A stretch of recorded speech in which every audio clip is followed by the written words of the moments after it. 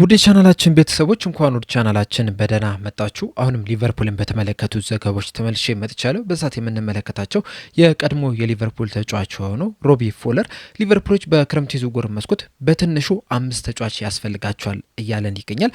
እንደዚሁም ጆ ጎሜዝም በሊቨርፑል ሊቆይ የሚችልበትም እድል እንዳለም እየተዘገበ ይገኛል። ከርቲስ ጆንስንም እንደዚሁም ጃረድ ቦንም የተመለከተም ዘገባም ይኖረናል። እስከ መጨረሻው ደቂቃ ድረስ አብራችሁ ቆይታችሁ እንድትከታተሉት ያላችሁን ሀሳብ አስተያየትን ኮሜንት ሴክሽን ላይ በመጻፍ እንድታሳውቁኝ ሰብስክራይብ ላይክ ሼር እያደረጋችሁም የቻናሉ ቤተሰብ እንድትሆኑም በአክብሮት እጠይቃለሁ። አሁን በቀጥታ ወደ ዘገባዎቹ የምናመራ ይሆናል። አብራችሁን ቆዩ። በመጀመሪያ የምንመለከተው ጃረድ ቦውን የተመለከተውን ዘገባ ይሆናል። እንደ ሊቭ ስቲል ዘገባ ከሆነ በዚህ ሰዓት ላይ 5 የሚደርሱ ክለቦች ጃረድ ቦውን ለማስፈረም ፍላጎት አላቸው። እንደዚሁም እንቅስቃሴ ለማድረግም ዝግጁ እንደሆነም እየተዘገበ ይገኛል። ከነዚህ 5 ክለቦች መካከል ግን ሊቨርፑል አይገኝበትም እያለን ይገኛል። አያይዞም እንደተናገረው ከሆነ ሊቨርፑሎች በክረምቱ የዝውውር መስኮት 2 የክንፍ ተጫዋቾችን ያስፈርማሉ ተብሎ ይጠበቃል። አንደኛው ተፈጥሯዊ የክንፍ ተጫዋች ነው። በተለይ ደግሞ በፊት የሚታወቁት የዳይሬክት የሚባሉት የክንፍ ተጫዋቾችን ነው ማስፈረም የሚፈልጉት።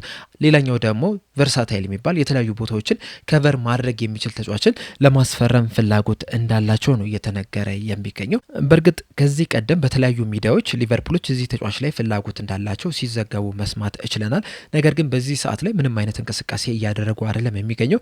ነገር ግን ይህንን ተጫዋች ግን ለማስፈረም እንቅስቃሴ ቢያደርጉ ግን ያን ያህል የሚያስገርም አይደለም። ምክንያቱም ተጫዋቹ በፕሪሚየር ሊግ ላይ ልምድ ያለው ነው። እንደዚሁም ደግሞ ብዙ ጎሎችንም በማስቆጠር የሚታወቅ ተጫዋች ነው። በዚህ ሲዝን እንኳን ለዌስትሃም ወደ 22 ጎሎችን ማስቆጠር የቻለ ተጫዋች ነው። ከዛ በተጨማሪም ደግሞ በተለያዩ ቦታዎች ላይ መጮት የሚችል ነው። 9 ቁጥር ቦታ ላይ መጮት ይችላል። 10 ቁጥር ቦታ ላይ መጮት ይችላል። እንደዚሁም ደግሞ በግራ ክንፍም በቀኝ ክንፍም መጮት የሚችል ቨርሳታይል የሚባል ተጫዋች ስለሆነ ወደ ሊቨርፑል ቢመጣ አሁን ላሉበት ችግር ጥሩ መፍትሄ ሊሆን ይችላል። ከዛ በተጨማሪም ደግሞ ዌስትሃሞች መውረዳቸውን ተከትሎ ለዚህ ተጫዋች ሊቨርፑሎች ከፍተኛ ወጪ ያወጣሉ ተብሎ አይጠበቅም። በዛ ላይም ደግሞ ተጫዋቹም ከወረዱ በሚል የውል ማፍረሻ ስምምነቱ ላይ አልተቀመጠም። ስለዚህ ሊቨርፑሎች ምናልባትም በርካሽ ገንዘብም ሊያገኙ የሚችሉበትም እድል አለና ከነዚህ አንጻር ስንመለከተው ሊቨርፑሎች ይህንን ተጫዋች ለማስፈረም እንቅስቃሴ ቢያደርጉ ያን ያህል የሚያስገርም ነገር አይደለም። በእርግጥ በዚህ ሰዓት ላይ ምንም እንቅስቃሴ እያደረጉ አይደለም የሚገኙ። ነገር ግን ደግሞ በቀጣይ የዝውውር መስኮቱ በተከፈተ ሰዓት ግን ምንም ነገር ሊፈጠር ይችላል። ሊቨርፑሎችም ይህንን ተጫዋች ለማስፈረም እንቅስቃሴ ሊያደርጉ የሚችሉበት ግን እድል አለ ብዬ አስባለሁ የሚል አስተያየቱን ሰጥቷል። ሊቨርፑሎች በክረምቱ የዝውውር መስኮት ትልቅ የቤት ስራ አለባቸው። የተለያዩ ቀዳዳዎችን የግድ መሸፈን መቻል አለባቸው። የተለያዩ ቦታዎች ላይም ተጫዋቾችን ማስፈረም መቻል አለባቸው። ከነዚህ መካከል ደግሞ ቅድሚያ የሚሰጠው የመሐመድ ሳላህን ቦታ ከቨር ማድረግ ነው። ለዛም ደግሞ የተለያዩ ተጫዋቾችን እየተመለከቱ ነው የሚገኙት። እነዚህ ተጫዋቾች ግን ርካሽ የሚባሉ አይደሉም። በተለይ አሁን የአንድ አሜድን ከተመለከታቸው አረቢ ሌፕዚጎች 100 ሚሊዮን ዩሮ ይፈልጋሉ። እንደዚሁም ደግሞ ለብራድሊ ባርኮላም ፒኤስጂዎች በትንሹ 80 ሚሊዮን ዩሮ ይፈልጋሉ ተብሎ ነው የሚጠበቀውና እነዚህን 2 ተጫዋቾችን ደግሞ እናስፈርም ቢሉ ሊቨርፑሎች በትንሹ ከ150 ሚሊዮን ዩሮ በላይ የግድ ማውጣት ይኖርባቸዋልና ይህን ያህል ገንዘብ ደግሞ ለ2 ተጫዋቾች የሚያወጡ ከሆነ የሌሎች ቦታዎችን ከቨር ማድረግ ያስቸግራቸዋል። ስለዚህ ምናልባት አንድ ትልቅ ተጫዋችን አስፈርመው ለምሳሌ የአንድ አሜድን በ100 ሚሊዮን ዩሮ አስፈርሞ ከዛ በኋላ ጃረድ ቦውን በትንሽ ሂሳብ ምናልባትም በ30 በ40 ሚሊዮን ዩሮ ማስፈረም የሚችሉ ከሆነ ቢያንስ የሚያወጡትን ወጪ መቀነስ ይችላሉና እንደዚህ አይነት ዘዴዎችን ሊጠቀሙ የሚችሉበት እድል አለ።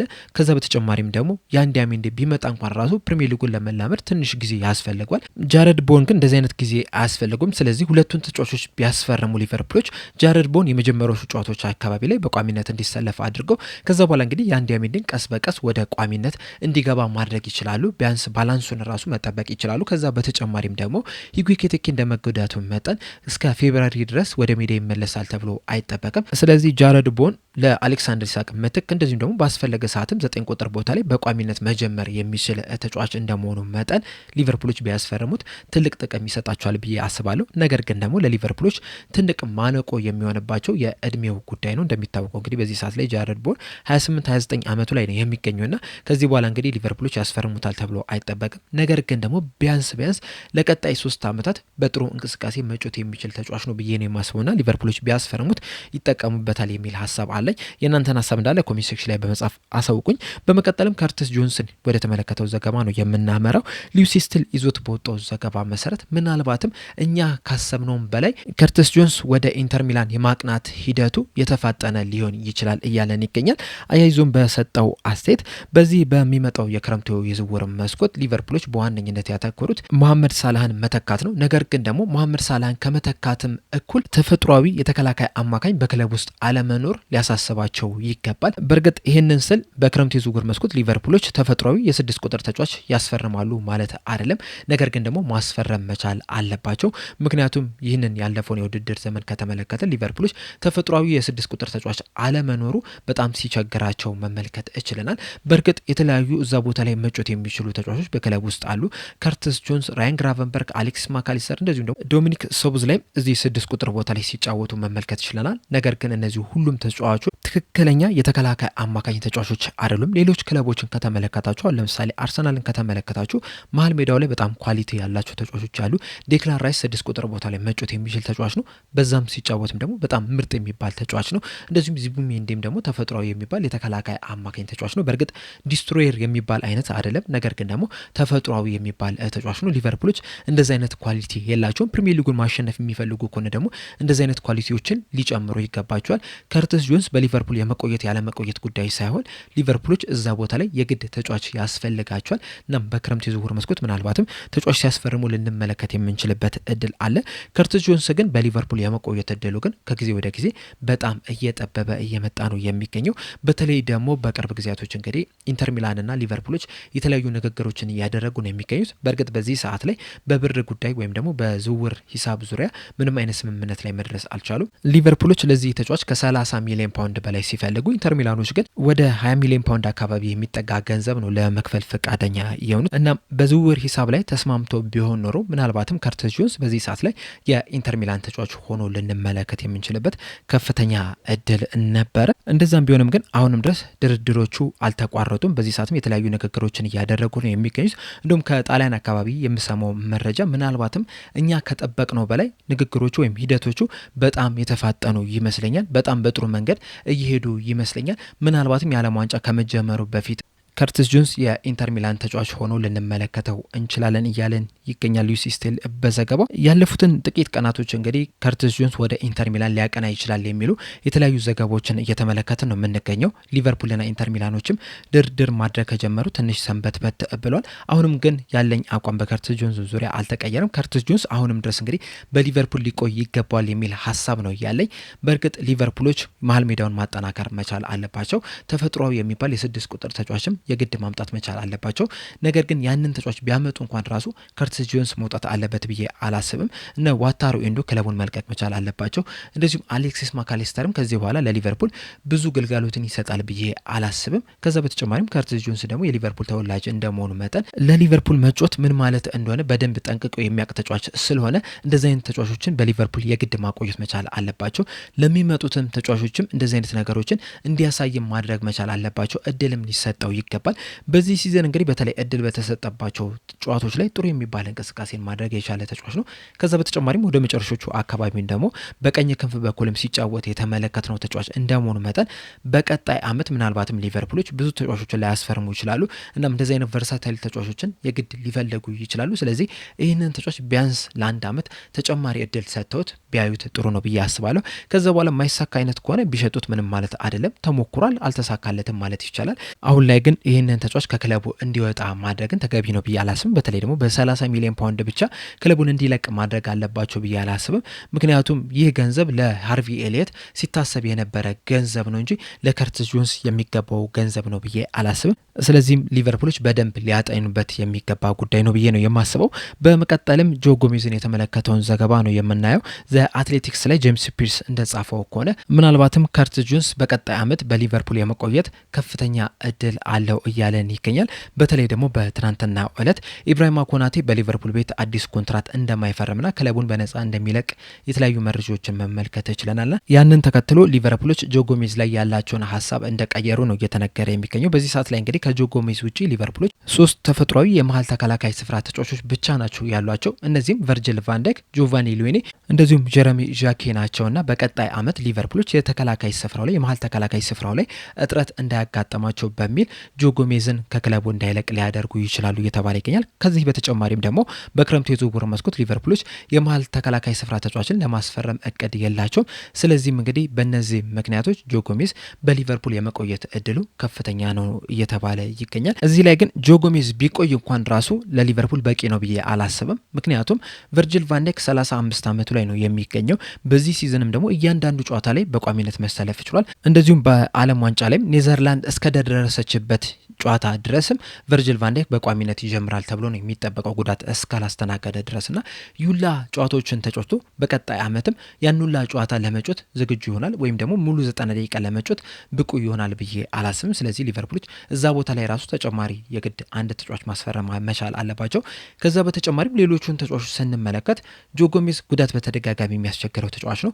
ሁለቱ ተጫዋቾች ደግሞ ገና ወጣት ናቸው። ጆቫኒ ሉዊኒ 18 ዓመቱ ላይ ነው የሚገኘው፣ በቀጣይ 19 ዓመቱ ላይ ይገባል። ጀረሚ ዣኬም 21 ዓመቱ ላይ ነው የሚገኘውና በእነዚህ ሁለት ወጣት ተጫዋቾች ፕሪሚየር ሊጉን ለማሸነፍ ሻምፒዮንስ ሊጉን ለማሸነፍ እንደዚሁም በሌሎች ውድድሮች ላይ ለመጮት ብቁ ናቸው ብዬ አላስብም። ስለዚህ ሊቨርፑሎች የግድ አንድ ልምድ ያለውን ተጫዋች ጆ ጎሜዝ ሳይወጣ ራሱ ማስፈረም አለባቸው ብዬ አስባለሁ።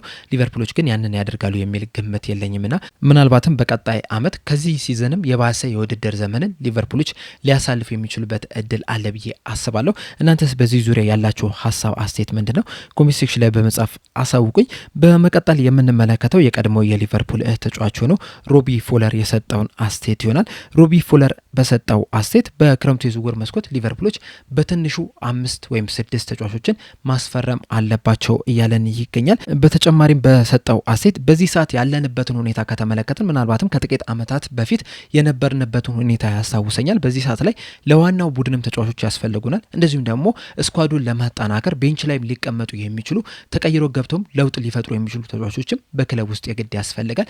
በአንዳንድ ተጫዋቾች በዚህ ሲዝን የነበረውን ስኳድ ከተመለከታችሁ ቋሚ 11ዱ ጠንካራ ሊመስል ይችላል። ነገር ግን ደግሞ ተቀያሪ ወንበር ላይ ያሉትን ተጫዋቾች ስትመለከቱ ስኳዱ ቡድኑ ጠንካራ እንዳልሆነ በደንብ ማየት መናገር ይቻላልና ሊቨርፑሎች በክረምቱ የዝውውር መስኮት ዋናውን ቡድን ሊያጠናክር የሚችል እንደዚሁም ደግሞ አጠቃላይ ቡድኑንም ሊያጠናክር የሚችል ከተቀያሪ ወንበር ተነስቶም ሊጫወት የሚችል ተጫዋች የግድ ያስፈልጋቸዋል። ያንን ለማድረግ ደግሞ በትንሹ 5 ወይም 6 ተጫዋቾችን ማስፈረም መቻል አለባቸው። በተጨማሪም ባለፈው የክረምቱ የዝውውር መስኮት ሊቨርፑሎች 3 ተጫዋቾችን በትልቅ ገንዘብ ማስፈረም ችሏል። ሂጎ ኤኪቲኬ፣ አሌክሳንደር ኢሳቅንና ፍሎሪያን ቪርትስን። ከነዚህ 3 ተጫዋቾች መካከል ደግሞ ሁለቱ የ9 ቁጥር ቦታ ተጫዋቾች ናቸው፣ ሂጎ ኤኪቲኬና አሌክሳንደር ኢሳቅና በዚህ ሲዝን እንግዲህ እነዚህ ተጫዋቾች ብዙ ግልጋሎቶችን ሰጥቷል ለማለት ትንሽ ያስቸግራል። በርግጥ አሌክሳንደር ኢሳቅም እንደዚሁም ሂጎ ኤኪቲኬም የተለያዩ ጉዳቶችን አስተናግዷል። እንደዛም ቢሆንም ግን ብዙ እድሎችም ደግሞ ተፈጥሮላቸዋል ብዬ አላስብም።